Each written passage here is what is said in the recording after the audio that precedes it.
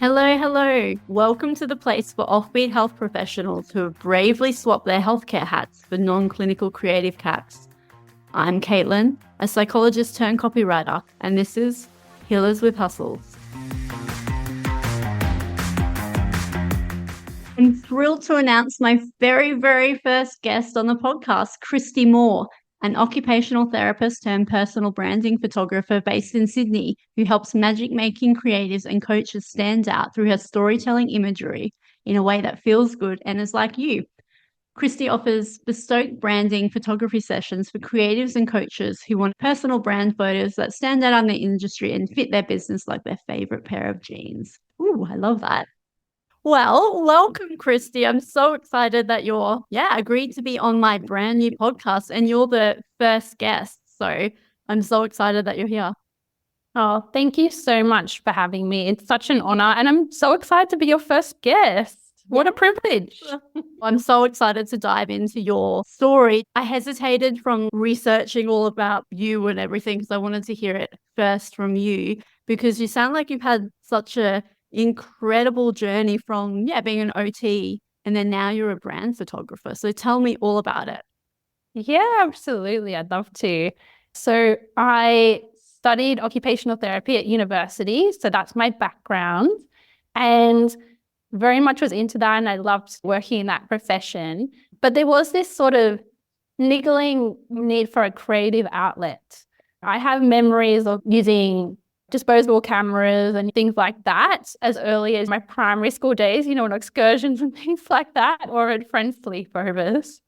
But it really wasn't until, I'd have little compact cameras on travels, but it wasn't really until I actually graduated from uni and started working as an OT that I really felt drawn to that creative side again.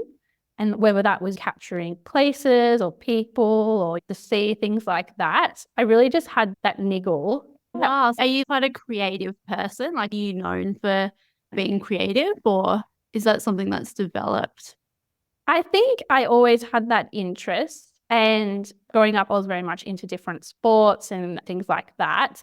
But I would say when I was in high school, I was quite academically minded. All of my subjects were very academically minded. All the sciences and the high-level math subjects and things like that. But there is something, I don't know about you, this isn't something that not a fully developed idea yet, but there is something quite creative about studying.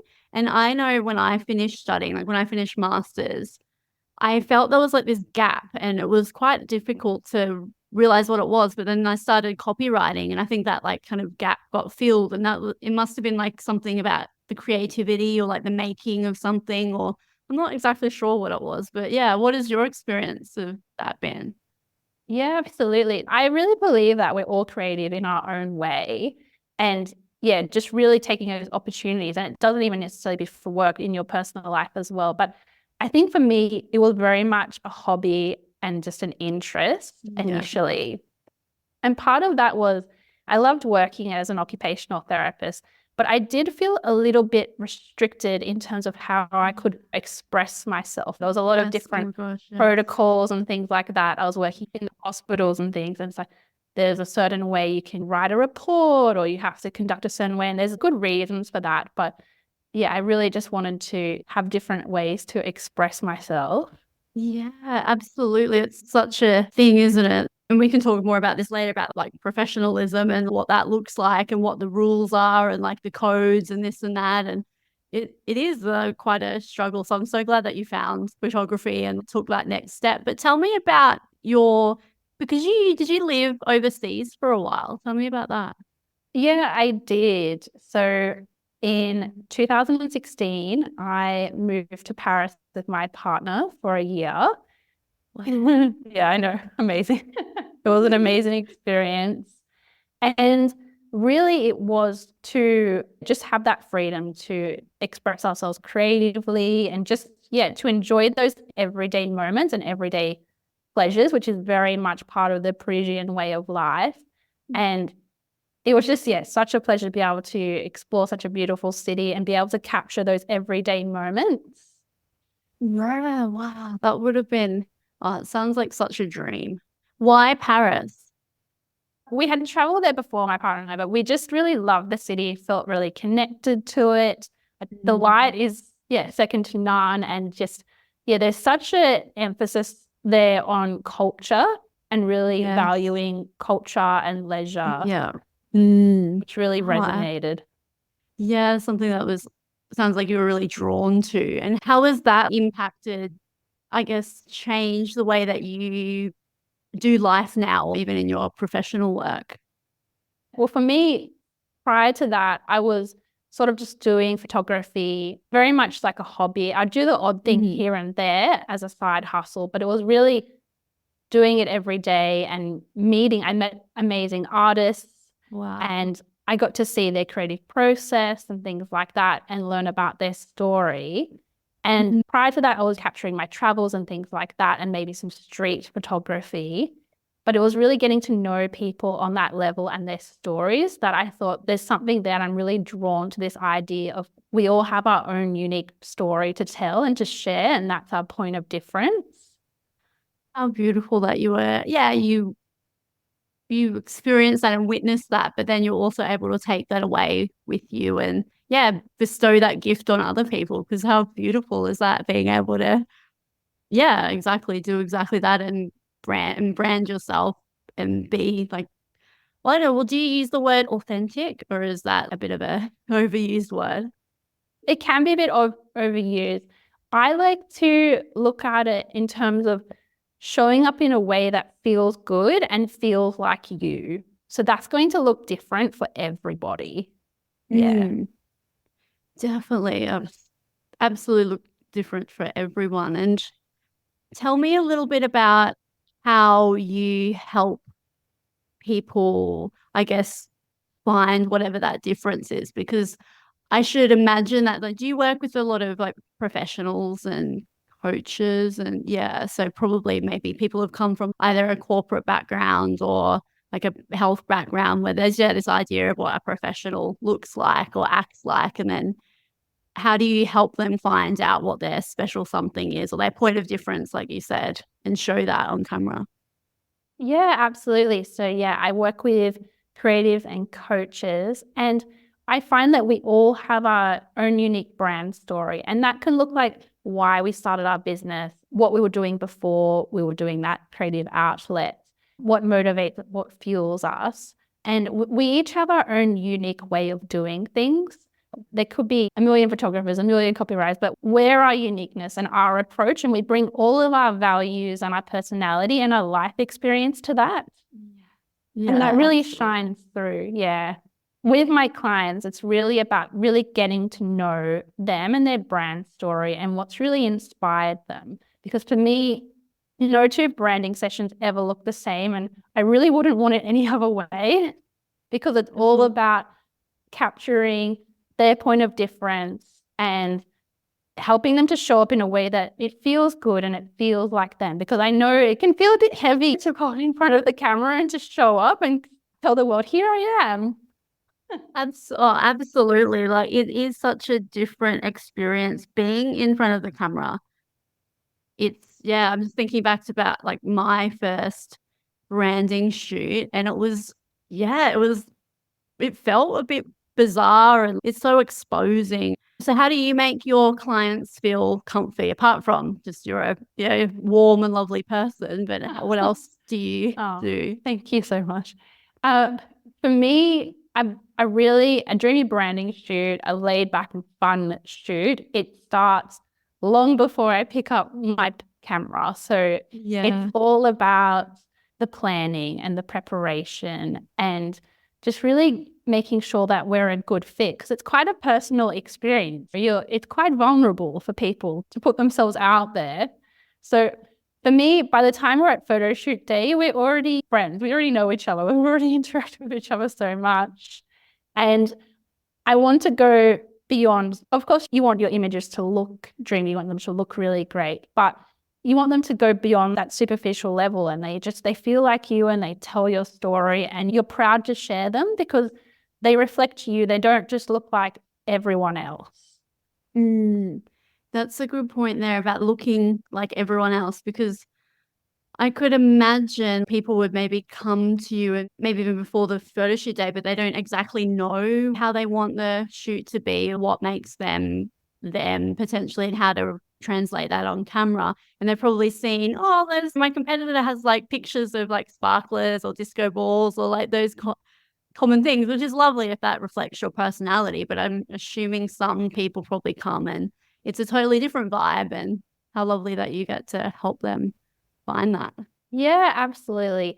I think one thing is to remember is always you get to decide how you show up. So yeah, it can be really fun to have all the glitter and the disco balls if that's your personality and vibe. But I'm an introvert at heart. And if that's more your style, you get to decide how you show up and how much you share and just how personal you want to be. So that will look differently. So yeah, whether it's the outfits, things you're going to wear, or yeah, the fun props you might want to use, anything from that to location, it's all really personalized to you. And I know it can be tricky sometimes for us to see what is my own point of difference. Sometimes it needs to be shown to us. And often for me, that's in pre-production, really getting to know them with different questionnaires and different consultations and just really going deep and finding out, what their why is and their purpose. Because I find that we're all drawn to creative business for a particular reason, and just coming back to that why really helps. And then you go, okay, and then this is what you do and you're so amazing at what you do. And then sometimes you show them, I can really see this is how you approach it. How about we illustrate that? Lovely. Because there's so many things like people can emulate, but people can't emulate you and your story. Yeah, I love that. That is what you were saying at the very start, the story. That's the biggest point of difference, and people can't copy that, but that's also something that's so special and unique to you. Do you have, because I'm just thinking, do you have a favorite question or something you ask people when they're doing the photo shoot to get you to help get their point of difference across, or like to help you visualize potentially how you're going to shoot? A couple just came to mind when you asked, if that's okay to say a couple. Yeah, of course. Go for it. The first one would be really, what does your dream day look like? And you can either give your dream work day or your dream personal day. Or for some of us, that can look like a bit of both. Like we like to blend life and business together that way, because you can really sort of see what's really motivating and what do they enjoy. And then, if they're basing it more on the business, what do they like to do when they're not working in their business? Because then you're really getting to the heart of what's really inspiring them and motivating them. And from that, I like to tease out really customized shot list ideas and prop ideas, things like that, because you can really, it could be something as simple as, this is my favorite snack, or this is this memento that I had from a travel or something like that. And it really brings that unique layer to the imagery. Definitely. And it also must be quite comforting for people to realize or hear from you that that's enough as well, to have that like small thing, that it doesn't have to be this big showy, I don't know, whatever. Particularly, I can imagine if people maybe are a bit worried about showing their personality and not being professional or that kind of thing. So I could imagine you telling people that, we can do something that's as small as that. That's enough, would help. But what is your take on like the whole professionalism and showing personality? Can you have both? Yeah, you absolutely can. And that is one thing for me personally, I tried to embody from going from the world of occupational therapy to photography, because yes, I truly believe professionalism and personality, they're not mutually exclusive. And going back to, we get to decide how we show up and how we share. And you can have personality and be absolutely amazing and professional at what you do. Yeah, definitely. And I wonder if that's something that you brought from being an OT and then being in that health world and then coming into brand photography. And it sounds like it's something was that an idea or a thought that you had even when you were working as an OT in a hospital? Yeah, even with something as simple as, I guess, after seeing a patient writing up the report after the consult, there's a certain way that you have to write and a certain tone of voice. Yeah, is very much your zone of genius. But for me, it felt restrictive. Whereas now I get to be more laid back and include, or just fun words. Like I wouldn't say this is dreamy and this is The patient had a dreamy, They had such a fun vibe about them. such a fun vibe. Yeah. I'm like doing an MSc. Yeah. Oh, I wish I could try that sometimes. What type of occupational therapy did you do? Was it children's or was there a special an area that you worked in?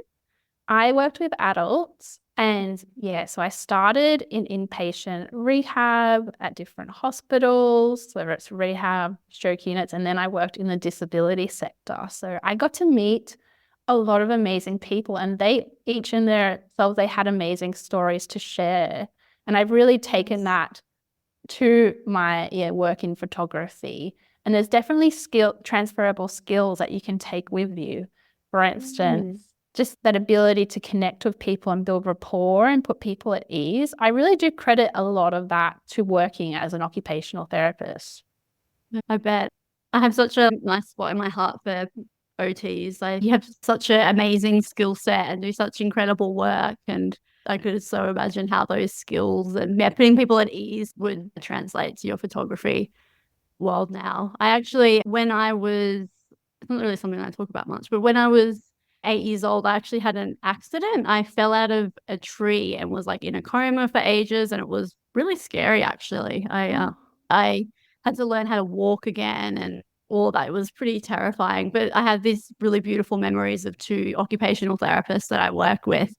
And because I had to work on my fine motor skills, and we would make I had to scrunch up little balls of paper and put them on. It was like a plate or something. I had to make like an animal. It was lovely memories, even though it was such a hard time. Their warmth and how they showed up and that their personality, right? Looking back, that really helped me at the time. And so I'm so glad that they were like that and they were themselves rather than being, I've got to be professional kind of, I don't know, but maybe that's working with children. But yeah, how lovely. Yeah, thank you so much for sharing that. And I'm so glad you had a beautiful experience. Yeah, it was a time for sure. But tell me more about we're kind of bouncing around, but that's all right because that's how I roll. Tell me more about, because you also lived in Berlin, didn't you? I did. So after living in Paris for a year, came back to Sydney and sort of Paris really for me was like, okay, I'm going to just do OT part-time and then really go part-time in my business. And then so I did that, came back for a year and balanced the two. But then, I had that niggle. I was like, I really want to do another adventure. And Berlin's just another amazing creative city and really fun atmosphere. So 2019, we moved. So that also marked when I went full-time in my business. So it's been a bit over 5 years now. Yeah. Wow, there you go. 2019, the year that was like, before the big change. Yeah, absolutely. But tell me about like Berlin, because I have such amazing memories of traveling in Berlin, and this kind of sounds a little bit embarrassing to admit, but I used to always say a piece of my soul was left in Berlin because I had such a connection to it. And I think it was like the artists and the grungy, grimy. It just felt like such a lived-in city. But tell me about your experience. Oh, that's amazing. And I totally relate to that. For me, I think it's definitely Paris. I loved Berlin, but I think, Paris has my heart. So I'm with you. I get it. I really loved my time in Berlin. I was staying in the east in Friedrichshain, which is next to Prenzlauer Berg. And not going to lie, the winters were pretty brutal and grey. But had such an amazing time there. And just amazing parks, and you could take walks in old abandoned airport spaces, which you just don't get to do anywhere else. No. So my day-to-day life looked quite different, and really going to farmers markets and things, that's a real inspiration source of mine just in life and also photography. And Berlin as well as Paris, just amazing. If you want to do that, do it there. And just really soaked up how I wanted to express myself. And I really decided, okay, I'm investing, putting everything into my business. And what does that look like? And just, I'm really glad I invested that time and just, gave myself that time and space to really think about it. And also just be, just enjoy life and everyday moments. Yeah. Oh, I'm so glad that you got to experience that. Yeah, it would have been a beautiful time. Tell me about when you made the move and changed when you're like, no, I'm going my business full time. What was that period like? For anyone, it can be quite daunting, right? So I credit a lot of, in lots of ways, I've gotten to sort of decide and make certain decisions in my business because of the security and support that my OT career provided me. I could say no to certain things, which I really credit and appreciate that. And yeah, the trips I had, I could invest in that because of that time spent in OT. But yeah, it's daunting to anyone you're taking that leap. But I think you just have that gut feeling it's time. And as soon as I decided, I just felt, yeah, quite at ease about it. And yeah, excited really. Well, that's so cool. You're so right. It's like that. But for what about, yeah, I think it's time to go full time, but it's also a bit of that, I don't know, that little bit of maybe doubt, but it sounds like you went about it like a really smart way and had that like backing from, yeah, like working like with your OT work. How did you manage the business side of things? Because of course, creativity is like well and good and all the fun, like, yes, awesome client work and you're doing all these like amazing things, but then running a business, which is, they don't teach you that at uni. Well, at least they didn't. Yeah, no, absolutely. Didn't know either. But yeah, being a photographer and being a business owner, two totally different things. And a lot of the success that I see having in my business is due to the actual business owner side. Yes. Yeah, you're really wearing all the hats, especially in the beginning, because you've really got to figure out how you want to go about things, your processes, things like that. And they're not the dreamy, glossy things that everyone sees that you're putting out there. It's all the work that you're putting in behind the scenes, and it's a lot of work. It's hard work. Yeah, it's such hard work. I didn't realize how hard it was, like having a business. And I don't know if that's because maybe not really anyone in like my immediate family or friends had a business, and so maybe I just didn't hear about it or what. But yeah, that was such a rude awakening. I'm like I want to do all this stuff, but it's worthwhile because it's so rewarding having your own business. How did you learn all the business stuff? Did you like get a coach or? Yeah, I've had different mentors throughout the way. And yeah, just similar to you, all of my friends sort of outside of business, they don't have their own businesses. So I really had to put myself out there and find those communities that I connected to, whether it was online or in person, as well as, amazing podcasts, just feeling connected to people's stories on podcasts, reaching out to people online, and then, the same thing me in real life. So just having those connections, because I think often we're in our own little creative cave, our own little bubble, we're working away and it can feel like it's all on our shoulders and it's just happening to me. But we're all going through a lot of the same things and a lot of the same doubts or struggles. And just being able to share and know that we're all experiencing the same things. We're all on our own journeys. We're experiencing the same thing. For me, it felt quite reassuring and motivating to keep going. Lovely. Yeah, I agree so much about having that community and people around you that are experiencing the same thing, because you're so right, because you're in your like little bubble and it's like, oh my gosh, this is just happening to me. It's, oh my God. And it's easy for those thoughts to come in. Oh, I can't do business. I'm bad at business, like blah, blah, blah, all of that. But then once you hear about other people that like, oh gosh, yeah, that's happened to me, or they've been able to manage to get through it, it helps so much. Are there quite a few creative communities in Sydney that you're in, or what does that look like? Yeah, there's more and more that are growing, and there's different groups so we can have in different coffee meets. But I'm finding lately there's a lot more events and things being held in Sydney, and quite often I don't necessarily know who else is going, and I'll just get a ticket and I'll go because you're going to meet at least someone, and you're all good on you. And I find that often everyone's sort of going on your own anyway, and it's just lovely, to chat and connect, and you just feel so good after and so inspired. Yes, the inspiration. Well, of course, that's amazing for creativity. It's like being inspired and being around people. And it kind of builds on, well, this is my experience anyway, like kind of with people, the creativity builds and you get better ideas and all of that. So it's nice to be in a room full of those types of people.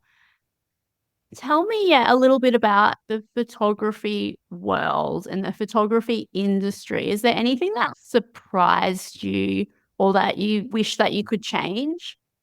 Oh, that's a really interesting question.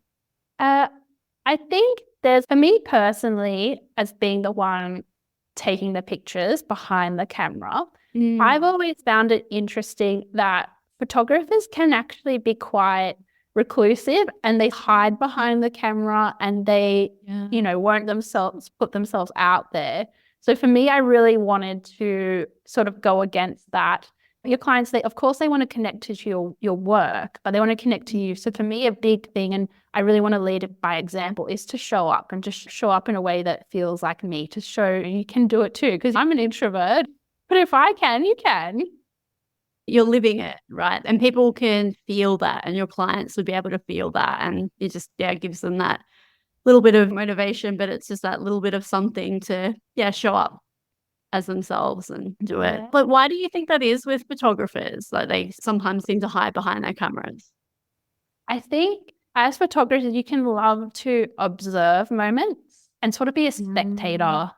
Yeah. And interesting. definitely traveling and things like that. I loved absorbing life and things like that. But you are very much spectating, you're not participating. So if I'm, to be honest, if I'm really wanting to be in the moment and enjoy it, I will not have, there'll be no camera inside near me.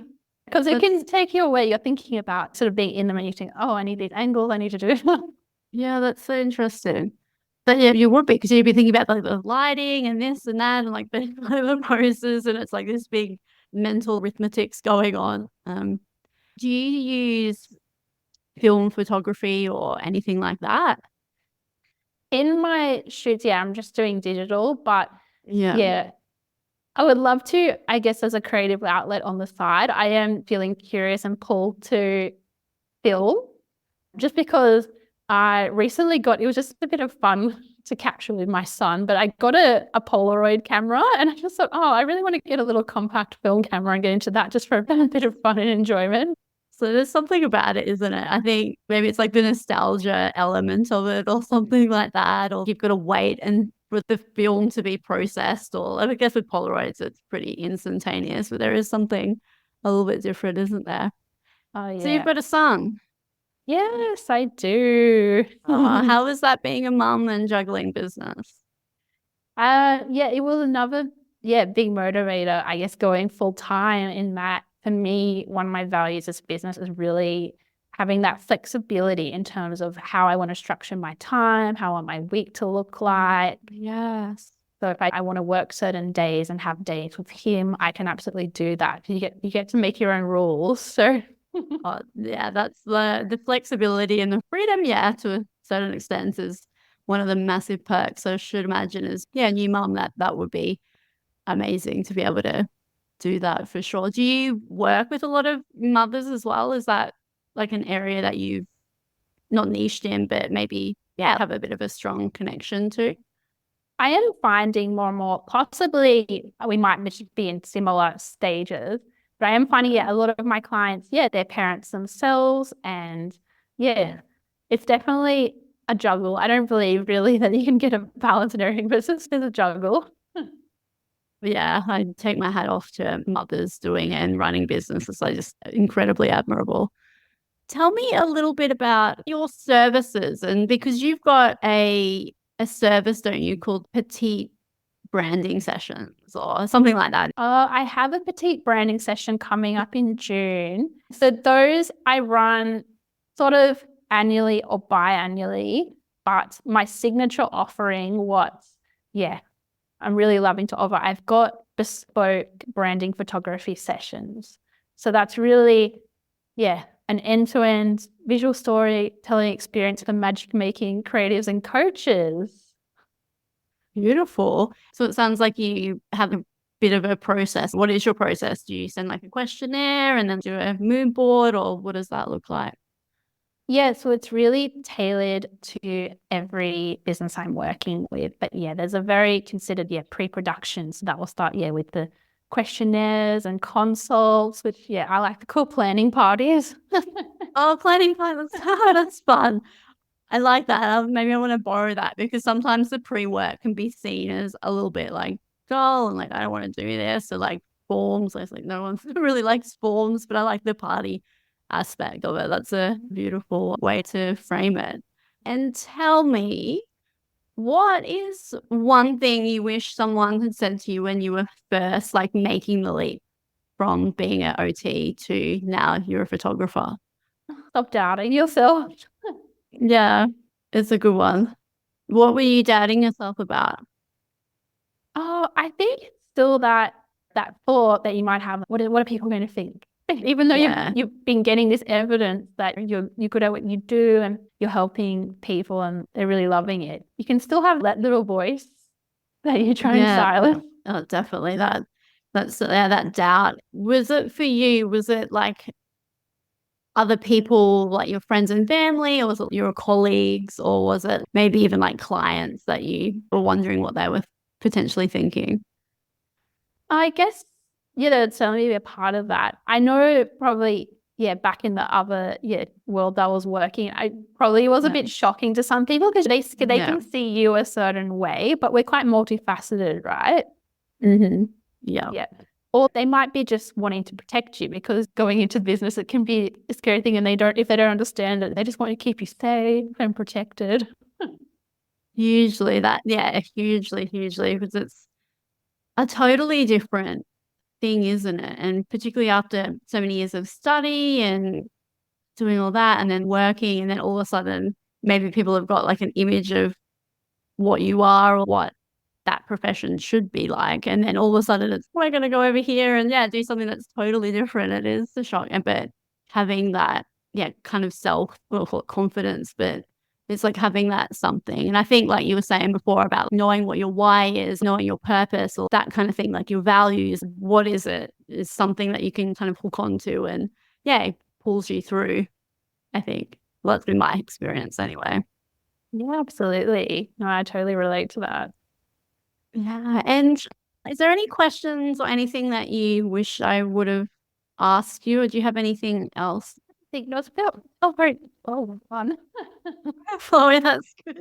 Yeah. Some would say that's like chaos, but for me, I'm like, it's like flowy and magic and dreamy. Borrowing your brand was actually something that I wanted to say to you is that we use the same emoji, like the sparkly ones. That's like the one that I use as well all the time for my, like my brand emoji, I guess you would call it, which I love. Like it's twinkling, it's so much fun.